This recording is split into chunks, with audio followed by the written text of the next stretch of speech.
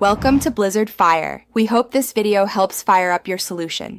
You start by getting everything in front of you: the device, the account email or phone, and any linked hardware tokens. Once done, power on and connect to a stable Wi-Fi. Make sure auto updates won't interrupt. Now open the account's security or recovery settings. That's typically where recovery keys live. You'll look for phrases like recovery key, backup codes, or account recovery. This step speeds discovery and prevents detours while you dig for the key. You must authenticate fully, enter the password, complete 2FA, or use a hardware token. Without this, the key stays hidden.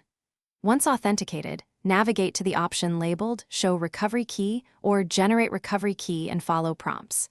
Understand whether the key is one-time view, has an expiration, or will rotate after use. Copy the key exactly. Make one local encrypted backup and one offline paper or hardware backup. These actions stop. You finish by locking down the key. Save an encrypted file and a printed copy in separate secure locations. Never store the only copy in an online note.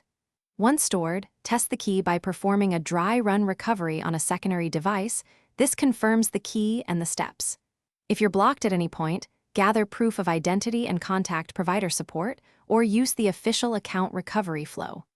A single troubleshooting tip: if the key fails, check for copy errors and try manual entry.